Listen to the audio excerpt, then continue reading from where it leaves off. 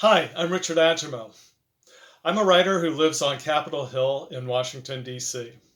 I've had several short stories published, and I'm working on a novel about a 17th century poet in London who's framed for treason. Of course, the most famous poet in England at that time, actually of all time, anywhere, was Shakespeare. And I've been blogging about him for years, focusing on how he reflects real persons and events in his plays. 14 of Shakespeare's 36 plays are set in full or in part in Italy and cover a lot of the country's geography. One thing that amazes me is the accuracy of the details in these plays. Details that are so accurate that many observers conclude that Shakespeare must have toured Italy extensively in order to have known about them. These details include places within cities showing the author's knowledge of a city's layout, surrounding forests, roads, canal systems, rivers, and sea routes, and laws and traditions which are particular to specific cities. So here are a few examples. Let's start with the Merchant of Venice. In Act 1, Scene 1, Antonio is sad, but he doesn't know why. His friend Salerio tells him, "Your mind is tossing on the ocean, there where your argosies with portly sail, like seigneurs and rich burghers on the flood, do overpeer the petty traffickers." It was common knowledge in England that Venetian law required Venetian merchants to use Venetian ships, but Antonio's ships are foreign. Argosies were made in what today is the country of Croatia. That Venetian merchants were now using foreign ships was a new development which Shakespeare inserted into the play. His sources for the play are silent on the subject. Another example of Shakespeare's first-hand knowledge of Italy appears in All's Well That Ends Well, which is set in Florence. In Act 3, Scene 5, a character called Widow asks Helen, "Whither are you bound?" Helen answers, "To Saint Jacques le Grand," which is a church. And then she asks, "Where do the palmers or pilgrims lodge?" And the widow says, "At the St. Francis, here beside the port." Since Florence is not on a seacoast, one might think it odd for a character to refer to a port in the city. But in the first collection of Shakespeare's plays, the First Folio, the P is capitalized.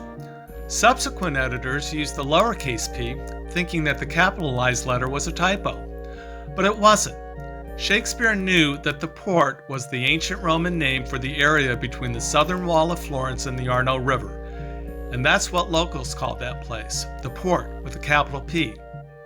The port was where the city received imported goods and raw materials, an area which is now called the Piazza Agnessanti.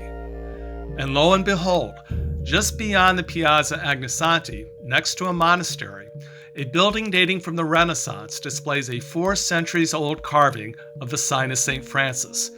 This is the exact location described by the widow for the St. Francis Pilgrim's Lodge. Shakespeare displays first-hand knowledge of Italy again in Much Ado About Nothing, which is set in Messina.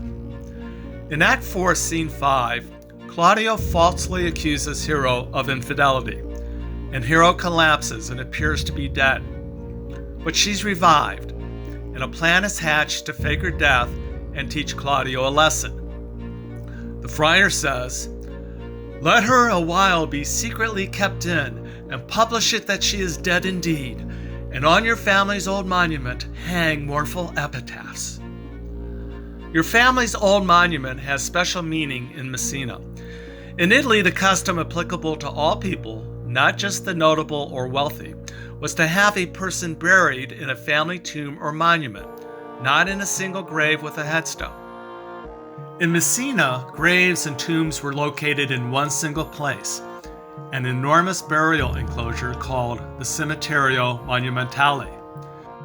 Even today, people place epitaphs, tributes, and poems to their deceased family members at the Cimetiero Monumentale. So Shakespeare got this detail just right when he has the friar say, "On your family's old monument hang mournful epitaphs." That's precisely what they do in Messina, and in Shakespeare's day, it would have been the place where someone would have seen news of a person's death. I've taken these examples from a book by Richard Paul Rowe called The Shakespeare Guide to Italy, which I recommend to anyone wishing to learn more about Shakespeare's Italian connection. Could Shakespeare have learned dozens upon dozens of such details from books or travelers returning from Italy? Maybe, but the better, more simple explanation is he was there, experienced these places firsthand, and incorporated the details into his plays. Thanks for watching, and I hope you watch the videos of other Literary Hill BookFest authors.